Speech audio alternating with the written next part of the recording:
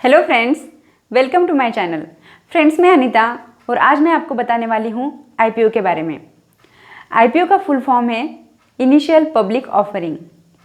देखो फ्रेंड्स, जब भी कोई कंपनी पहली बार स्टॉक मार्केट में अपने शेयर्स लिस्ट करती है तो उसे आईपीओ कहा जाता है।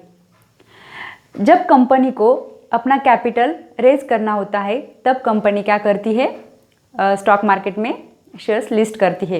जैसे कि मैं आपको एक एग्जांपल बता देती हूँ कि सपोज एक कंपनी है, उसका नाम है XYZ। तो XYZ नाम की एक कंपनी है, प्राइवेट कंपनी।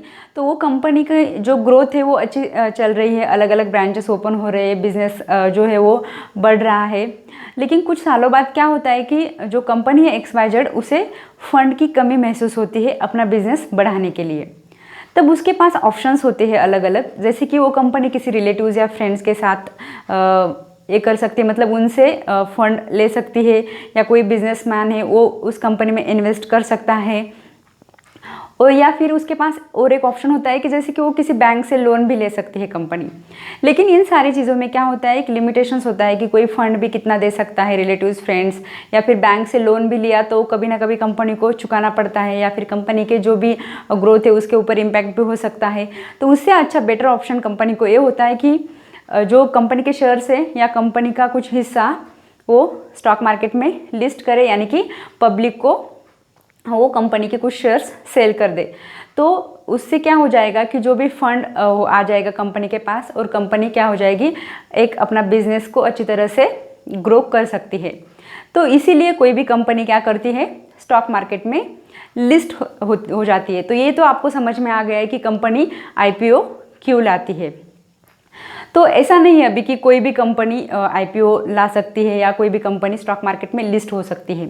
तो जब भी किसी कंपनी को स्टॉक मार्केट में अपने शेयर्स लिस्ट करने होते हैं तो उसे सेबी के कुछ रूल्स फॉलो करने पड़ते हैं।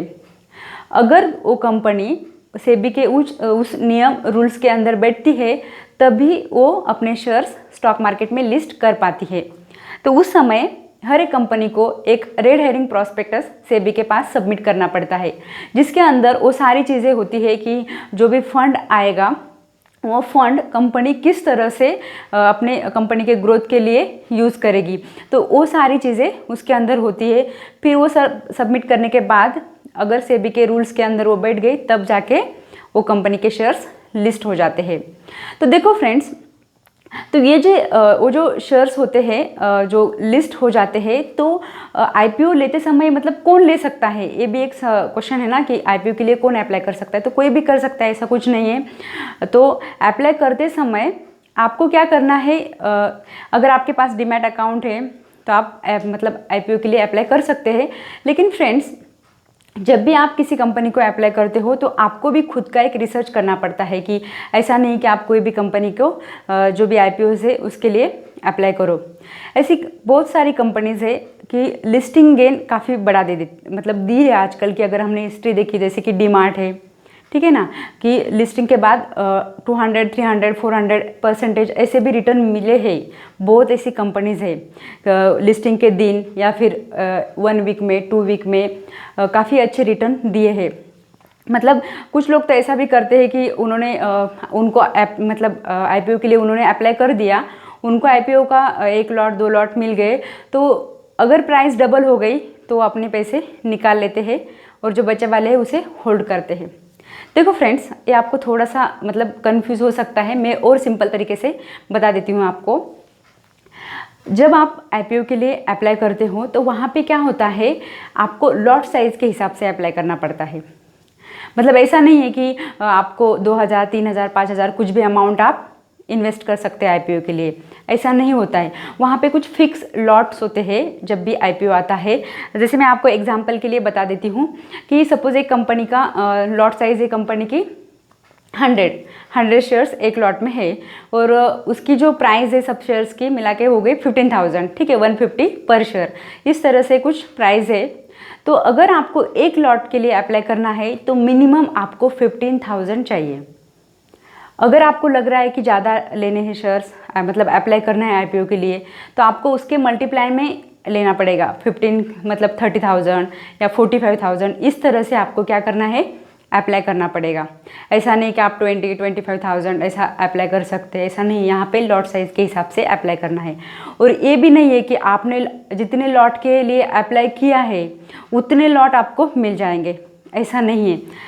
जब भी IPO आता है तो उससे पहले IPO के लिए आपको एक एप्लीकेशन करना पड़ता है। तो उस एप्लीकेशन में आपने कितने भी लॉट डाले तो भी आपको कितने मिल जाएंगे उसकी कोई आइडिया नहीं। और आज तक उसका क्या क्राइटेरिया है कुछ समझ में नहीं आया है कि किसको IPO मिलता है किसको नहीं है। मतलब किसी को भी अलॉट हो सकता है। अगर आपने हो सकता है कि 2 लॉट के लिए अप्लाई किया है और आपको 1 लॉट अलॉट हो गया है, ऐसा भी हो सकता है। आप जितने लॉट के लिए अप्लाई करते हैं उतना बैलेंस आपके अकाउंट में होना चाहिए। और जब तक अलॉटमेंट प्रोसेस कंप्लीट नहीं होती तब तक आपका वो फंड ब्लॉक हो जाता है बैंक अकाउंट में। और अगर आपको IPO मिल गए शेयर्स हो तो वो फंड यूज़ होता है, अदरवाइज वो अमाउंट रिलीज़ हो जाती है अलॉटमेंट डेट के बाद। ठीक है, ये तो प्रोसेस आपको समझ में आ गई है। जब भी आप अप्लाई करते हैं तो उसके बाद में मैक्सिमम कंपनी से काफ़ी अच्छा खासा रिटर्न देती है, इसीलिए लोग उसे अप्लाई करते हैं IPO के लिए।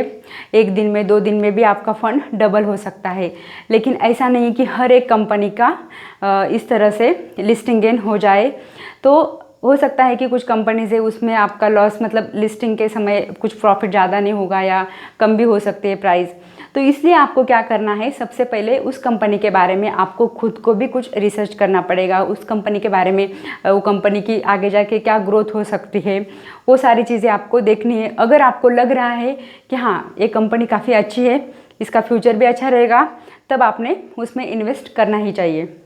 ठीक है। और आप जब भी अप्लाई करते हैं IPO के लिए उस टाइम पे भी आप कुछ सब्सक्रिप्शन वगैरह देख सकते हैं IPO का, किस तरह से कितने लोगों ने अप्लाई किया है। इस तरह से सबको तो नहीं मिल सकता, क्योंकि जब बहुत बार ऐसा होता है कि जितने शेयर्स होते हैं उससे कहीं ज़्यादा लोग अप्लाई करते हैं उस कंपनी के IPO के लिए, तो इसीलिए वो किसी को मिलता है किसी को नहीं मिलता है।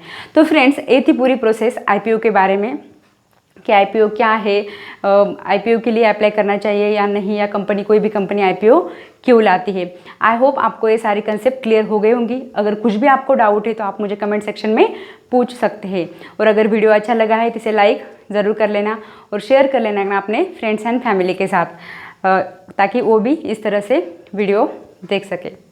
एंड अगर चैनल पर नए हैं तो सब्सक्राइब ज़रूर कर लेना। And finally, thanks for watching.